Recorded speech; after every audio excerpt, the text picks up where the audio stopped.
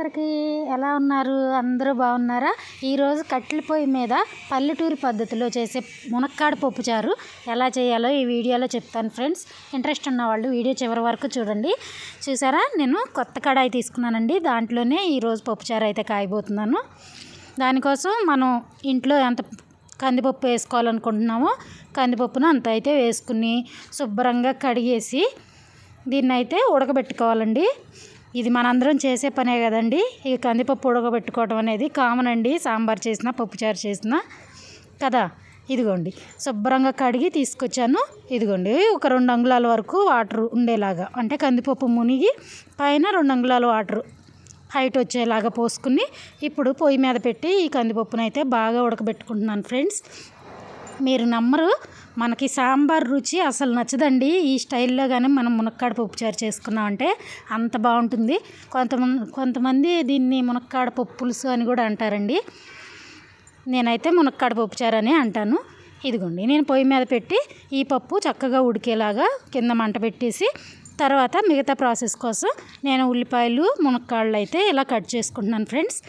నా దగ్గర ఉన్న ఉల్లిపాయల్లో ఇలా చిన్న సైజు ఉల్లిపాయలన్నీ ఏరి తీసుకొచ్చుకున్నానండి. ఈ ఉల్లిపాయలని పైన తోలు తీసేసి ఇలా 4 ఘాట్లు పెట్టుకోవాలండి. మిగతా ఉల్లిపాయలన్నీ అలాగే చేయాలి. మీరు మీ ఇష్టం అండి, మునక్కాడలు కానీ ఉల్లిపాయలు కానీ ఎన్ని వేసుకోవాలనుకుంటే అన్ని వేసుకోవచ్చు. అయితే ఇది మనం చేసేది ములక్కాయ పప్పుచారు కాబట్టి ఎక్కువ ములక్కాయలు ఉంటేనే బాగుంటుందండి. అందుకే నేనైతే ఎక్కువ ములక్కాయలే వేసాను. అయితే ఇది మన చెట్టు ములక్కాయలేనండి. కొంచెం పైన నల్లగా ఉన్నట్టు అనిపించింది. అందుకని నేను పైన అంతా ఇలా గీరేసి తర్వాత ముక్కలు కట్ చేసుకుంటున్నాను ఫ్రెండ్స్. చూసారు కదా, ఎందుకనండి ఈ సంవత్సరం అంతా కాపుకి ఇలాగే నల్లటి తెగులు వచ్చినట్టు వచ్చేసింది అనమాట. ఇలా శుభ్రంగా గీరేసాను. తర్వాత ముక్కలు ఒక 3 అంగుళాల ముక్కలు ఉండేలాగా చూసి కట్ చేసుకున్నాను అనమాట. సుమారుగా ఖచ్చితంగా కొలత ఏం పెట్టుకోవసరం లేదులేండి, 3 అంగుళాలని. ఇలా అన్ని ములక్కాయలు కూడా శుభ్రం చేసి కట్ చేసి పెట్టుకున్నాను. తర్వాత 1-2 సార్లు కడిగేసి మన పప్పు దగ్గరికి అయితే వెళ్దాం ఫ్రెండ్స్. మీరైతే పప్పుచారు ఎలా చేస్తారో నాకు కామెంట్ చేసి చెప్పడం మర్చిపోవద్దు ఫ్రెండ్స్. చూసారా, ఇలా అనమాట. ఇలా మొత్తం కడిగేసి తీసుకొచ్చుకున్నాను. ఈలోపు మన పప్పు కూడా ఉడికిపోయిందండి. ఇప్పుడు మనం చేసి కడిగి తీసుకొచ్చుకున్న ఈ ఉల్లిపాయలు ములక్కాయ ముక్కలు ఉన్నాయి కదండి, అవి అయితే ఈ పప్పులోకి యాడ్ చేసేసుకోవాలి ఫ్రెండ్స్. కట్టెల పొయ్యి మీద వంట చేస్తే ఆ రుచే వేరు కదండి. మీలో ఎంతమందికి కట్టెల పొయ్యి మీద చేసిన వంట తినటం అంటే చాలా ఇష్టం అండి? నాకైతే చాలా ఇష్టం అండి. చాలా రుచిగా ఉంటుంది. ఆ స్మోకీ ఫ్లేవర్తో మనం అట్లా ఓపెన్ ఏరియాలో వండి చాలా బాగుంటుంది. రెగ్యులర్గా తినేదానికన్నా ఒక ముద్ద ఎక్స్ట్రానే తింటామండి కట్టెల పొయ్యి మీద వండితే. అవునా కాదా? మీ ఒపీనియన్ ఏంటి? నాతో షేర్ చేసుకోండి ఫ్రెండ్స్. ఇదిగోండి, నేనైతే ఈ కట్ చేసిన ఉల్లిపాయలు ములక్కాయ ముక్కలు అయితే ఈ పప్పులోకి అయితే యాడ్ చేసేసుకున్నానండి. ఇప్పుడు మనం ఇందులోకి ఒక 4 పచ్చిమిర్చి కడిగి చక్కగా ఇలా వేసేసుకోవాలండి. తర్వాత ఇందులోనే మనం ఏం వేసుకోవాలో చెప్తాను. ఒక గుప్పెడు కరివేపాకు వేసుకున్నానండి. తర్వాత ఒక 1/2 టేబుల్ స్పూన్ వరకు జీలకర్ర కూడా వేసుకుంటున్నాను. తర్వాత ఒక 4 వెల్లుల్లిపాయ రెబ్బలండి, పైన తోలేం తీయలేదు, అలా వేసేసుకున్నాను. తర్వాత రుచి సరిపడా ఉప్పు అయితే ఇందులో యాడ్ చేసుకోవాలి ఫ్రెండ్స్. నేనైతే కళ్ళుప్పే వేసుకుంటున్నానండి. తర్వాత ఒక 1/2 టేబుల్ స్పూన్ వరకు ఇంగువ అయితే యాడ్ చేసుకోవాలి. చూసారా నేను ఎలా వేస్తున్నానో, ఇలా అనమాట. కొంతమంది తాలింపులో వేసుకుంటారండి ఇంగువ, మీ ఇష్టం అండి. మీకు తాలింపులో ఇష్టమైతే అలా వేసుకోండి. నేనైతే ఎప్పుడు ఇలాగే వేసుకుంటాను. తర్వాత ఇందులో ఒక 1/2 టేబుల్ స్పూన్ వరకు పసుపు అయితే యాడ్ చేసుకున్నాను ఫ్రెండ్స్. యాడ్ చేసుకుని ఇప్పుడు మూత పెట్టి మనం ఈ ములక్కాయలు ఉల్లిపాయలు చక్కగా ఉడికిపోయేలాగా ఇంకొక 10 నిమిషాల పాటు అయితే ఉడికించుకోవాలండి. ములక్కాయలు బాగా మెత్తగా ఉడికిపోకూడదండి, ఉడికిపోతే పప్పులో మెదిగిపోతాయి. చూసారు కదా, ఒక 10 నిమిషాలు ఉడికించుకున్న తర్వాత ఇలా చక్కగా ఉడికిపోయాయి అన్నమాట.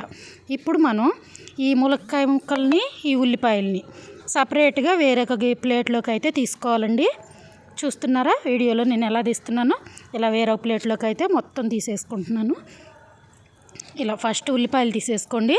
ములక్కాయలు కొంచెం గట్టిగా ఉంటాయి కాబట్టి కొంచెం తర్వాత తీసినా కూడా ఆ వేడికి ఇంకొంచెం మగ్గుతాయి అన్నమాట. ఇలా చక్కగా ఈ ములక్కాయలను కూడా మొత్తం తీసేసుకుంటున్నాను. ఇలా మొత్తం తీసేసుకున్న తర్వాత ఒకటి రెండు మిగిలిపోయినా ఏం పర్వాలేదులేండి, మన పప్పుచారులో కలిసిపోతాయి. ఇలా ఇంకా గిన్నెని కిందకి దించకుండానే నేను ఇలా పప్పు అయితే మెదిపేసుకుంటున్నాను. మీరు మీ అవకాశం కొద్దీ కిందకి దించి మెదుపుకుంటా అంటే అలా చేసుకోండి. ఇలా శుభ్రంగా మెదిపేసుకున్న తర్వాత మనం ముందుగానే నానబెట్టి పక్కన పెట్టుకున్న ఒక బత్తాకాయ సైజ్ అంతా చింతపండు రసాన్ని అయితే ఇందులోకి పోసుకోవాలండి. నేను చూపిస్తాను ఫ్రెండ్స్. ఇలా నేను ఈ పప్పు ఉడకబెట్టినప్పుడే చింతపండు అయితే నానబెట్టి పక్కన పెట్టుకున్నాను. ఈ పప్పు ఉడికేసరికి చింతపండు చక్కగా నానేసింది. ఇప్పుడు దాని రసం తీసి ఇందులోకి అయితే పోసేసుకుంటున్నాను. చూసారు కదా, ఇలాగనమాట. ఈ పప్పుచారులో మనకు కారం ఏమి వేయవసరం లేదండి. పప్పుచారు ఇలాగే ఉంటుంది. అంటే మనం రెగ్యులర్గా కూరల్లో వాడే కారం వాడవసరం లేదు. ఇలా చింతపండు రసం పోసుకున్న తర్వాత మన పప్పు క్వాంటిటీ తగినట్లుగా వాటర్ అయితే యాడ్ చేసుకోవాలి ఫ్రెండ్స్. ఇందులోనే నేను 1-2 సార్లు ఈ చింతపండు కలిపి అయితే పోసుకున్నాను.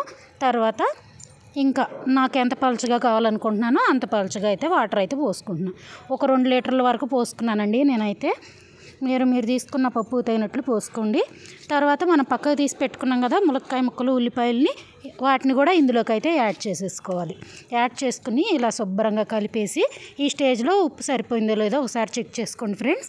చెక్ చేసుకుని మూత పెట్టి ఇప్పుడు ఇదంతా మరిగేలాగా మనం ఉడికించుకోవాలన్నమాట. చింతపండులో ఉన్న పచ్చిదనం పోయి చక్కగా పప్పుచారు చిక్కబడే వరకు ఉంచుకోవాలి. ఎప్పుడైనా పప్పుచారు చక్కగా కాసుకోవాలి, సాంబార్ పలచగా కాసుకోవాలండి. అప్పుడే దాని టేస్ట్ బాగుంటుంది. తర్వాత ఇందులో వేయటం కోసం తాలింపు అయితే రెడీ చేస్తున్నాను ఫ్రెండ్స్. చాలా సింపుల్ తాలింపు అండి. ఒక 4 వెల్లుల్లి రెబ్బలు చితక్కొట్టి ఇలా ఆయిల్లో వేసి వేడి చేసుకున్నాను. తర్వాత ఒక 1/2 టేబుల్ స్పూన్ వరకు మినపప్పు, ఒక 1/2 టేబుల్ స్పూన్ ఆవాలు, ఒక 1/2 టేబుల్ స్పూన్ జీలకర్ర వేసి ఇలా అయితే ఫ్రై అయిన తర్వాత ఒక 5-6 ఎండుమిర్చిని కూడా వేసి స్టవ్ ఆఫ్ చేసేసుకున్నానండి. ఈ ఆయిల్ వేడికి ఎండుమిర్చి అనేది చక్కగా వేగిపోతుంది. తర్వాత స్టవ్ ఆఫ్కున్న తర్వాత ఇందులోనే ఒక గుప్పిడి కరివేపాకు కూడా వేసుకున్నాను. కరివేపాకు ఎంత తిన్నా మంచిదే కదండి, అందుకని పప్పుచారు కాసేపుడు కొద్దిగా వేసుకున్నాను నేను. అలాగే తాలింపులో కొద్దిగా వేసుకున్నాను అనమాట. ఇప్పుడు మన ఫ్రై అయిన తాలింపుని తీసుకొచ్చి ఈ మరుగుతున్న పప్పుచారులోకి అయితే యాడ్ చేసేసుకోవాలండి. యాడ్ చేసుకుని ఇంకొక 10 నిమిషాలు మూత పెట్టి మరిగించుకోవాలి ఫ్రెండ్స్. అంతే అండి, వేడిగా ఉండే మన ములక్కాడ పప్పుచారు అయితే రెడీ అయిపోయినట్లే. ఎలా అనిపించింది మన వీడియో? నచ్చిందా మీకు? నచ్చితే ఒక లైక్ చేయండి ఫ్రెండ్స్. అలాగే కొత్త వాళ్ళు అయితే మన ఛానల్ సబ్స్క్రైబ్ చేసుకుని నాకు సపోర్ట్ చేయండి అబ్బా. మీ నుంచి వచ్చే సపోర్ట్ వల్లే నేను ఇలాంటి మంచి వీడియోస్ మీ ముందుకు తీసుకురాగలుగుతాను కదా. అన్నట్లు నేను ఇంకొక 2 రోజుల్లో మీతో ఒక విషయం అయితే షేర్ చేసుకోబోతున్నాను ఫ్రెండ్స్. అదేంటో తెలుసుకోవాలంటే మన వీడియోస్ని ఫాలో అవుతూ ఉండండి. ఇదిగోండి, వేడిగా మన ములక్కాడ పప్పుచారు అయితే నేనైతే వేడి అన్నంతో సర్వ్ చేసేసుకున్నానండి. టేస్ట్ చేసేసాను, సూపర్గా ఉంది. మీకు నచ్చితే దీంతోపాటు ఏవైనా అప్పడాలు కానీ చిప్స్ కానీ పెట్టుకుని తినొచ్చు. నాకైతే ఏమీ ఇష్టం లేదండి, ఎందుకంటే ములక్కాయలు ఉన్నాయి కదా, దాంతోనే చాలా బాగుందండి. మీరు ఎప్పుడు ట్రై చేస్తారు?